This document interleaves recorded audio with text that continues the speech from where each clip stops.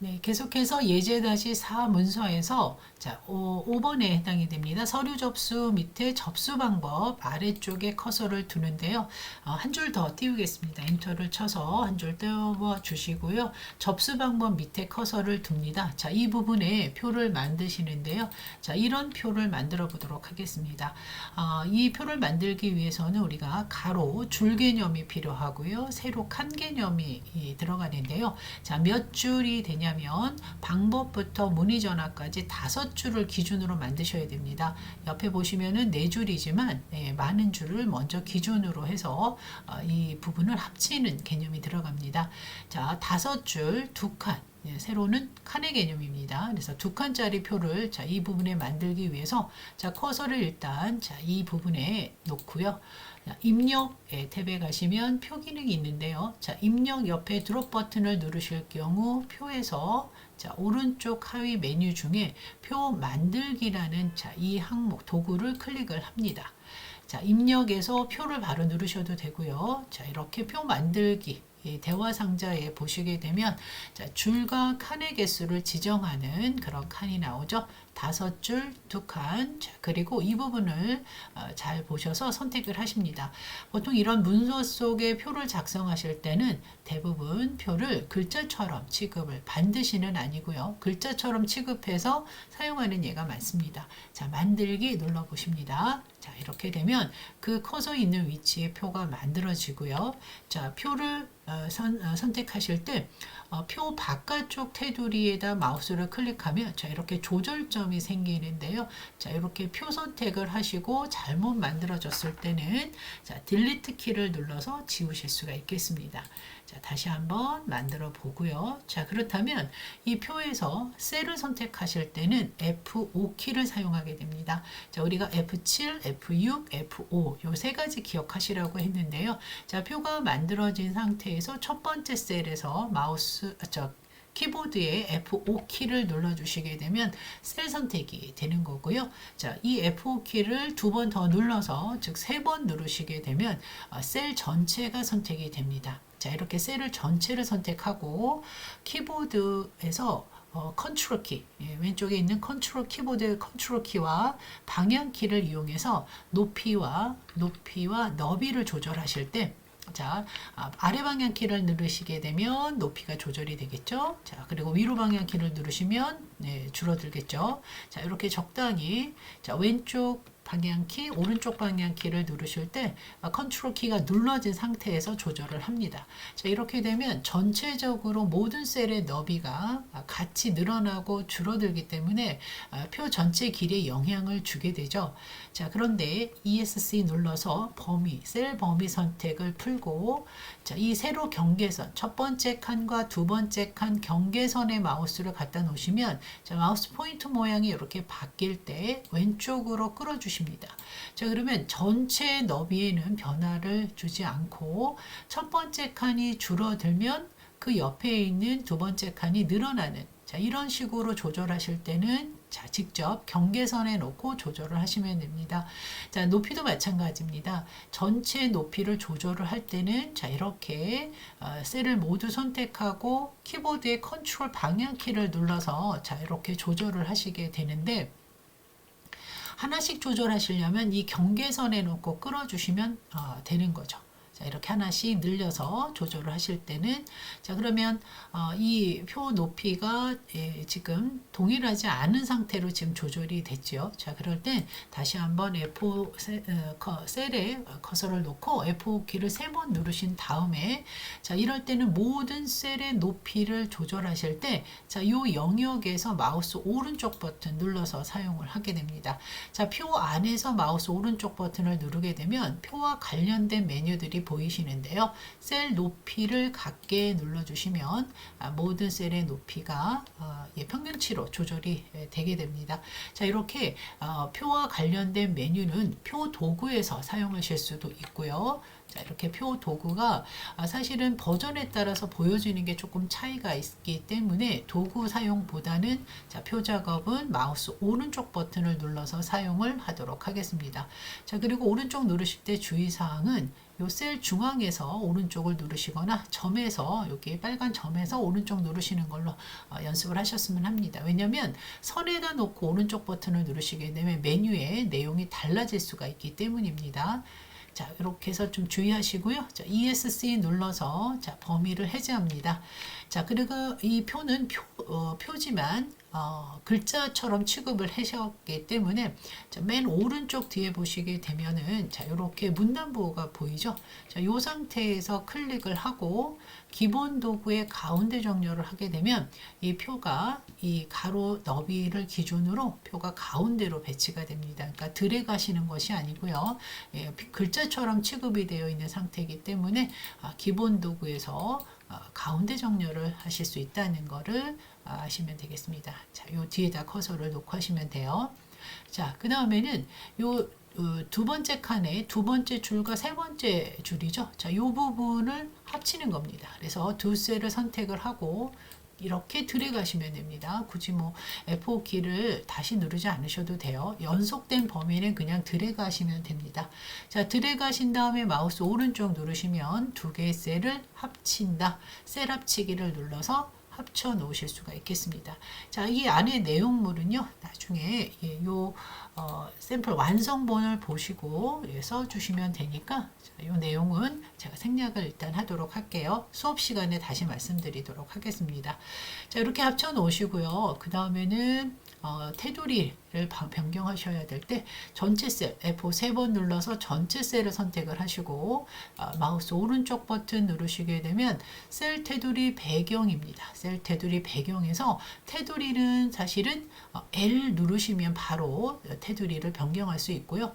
셀 채우기, 즉 배경색을 바꿀 때는 C를 누르시면 되는데 자, 메뉴에서는 마우스 오른쪽 누르시고 셀 테두리 배경 각 셀마다 적용 이렇게 찾아 들어가시면 됩니다. 자, 근데 이렇게 범위를 지정하시고 키보드에서 영문자 L 누르시게 되면 바로 이 셀 테두리 배경으로 들어간다는 거죠. 다시 말씀드려서 마우스 오른쪽 누르셔서 셀 테두리 배경 각 셀마다 적용을 누르시는 대신에 테두리를 고치실 때 범위 설정하시고 키보드에서 영문자 L만 누르셔도 테두리를 고칠 수 있는 화면으로 들어옵니다.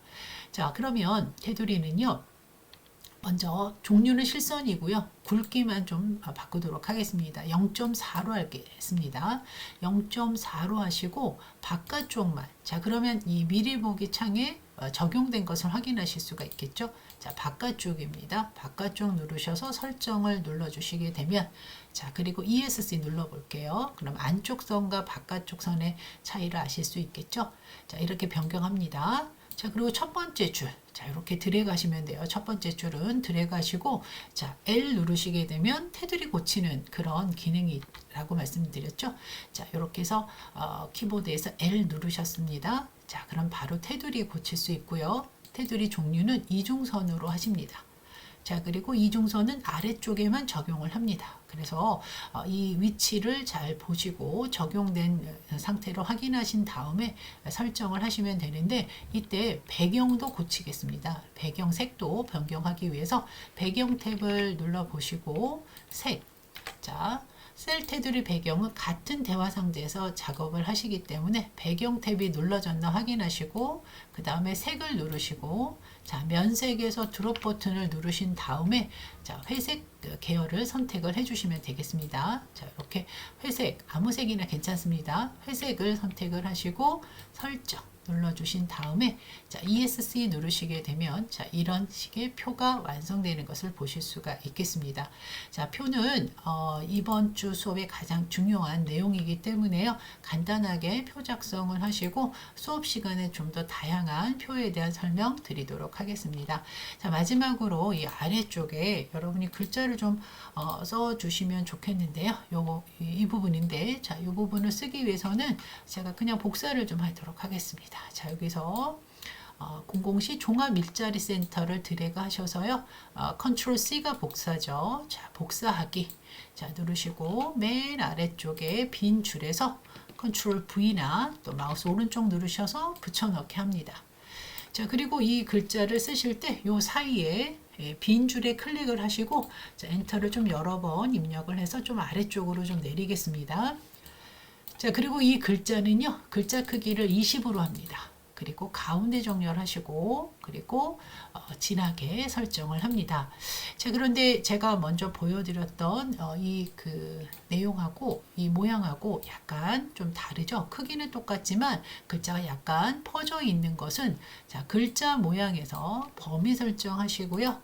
자, 글자 모양을 우리가 첫날 배우셨는데요. 글자 모양에 우리가 크기나 글꼴, 등만, 색깔 고치시는 등만 배우셨는데요. 장평이라는 개념이 있습니다. 자, 글자의 크기를 크게 하지 않더라도 글자를 좀 강조할 때 쓰시면 좋은데요. 장평이라는 개념은 글자를 세로 대비 가로의 너비를 조절하는 그런 기능입니다. 그래서 장평을 120으로 설정을 하시게 되면 약간 퍼져 보이는 그런 기능이 되겠죠. 또 하나, 글자 모양에서 자간도 조절하시게 되면, 자간을 약간 글자 사이에 간격을 띄워서 표현하실 수도 있겠죠. 자, 이렇게 해서 글자의 모양을 좀 디테일하게 꾸며 보실 수가 있습니다. 그리고 인터넷 다시 구글 검색에서 검색어를 직인이라고 검색을 한번 해볼게요. 그래서 아무 직인이나 선택을 하셔서 연습이니까, 자, 오른쪽 버튼 누르시고 이미지 복사를 합니다.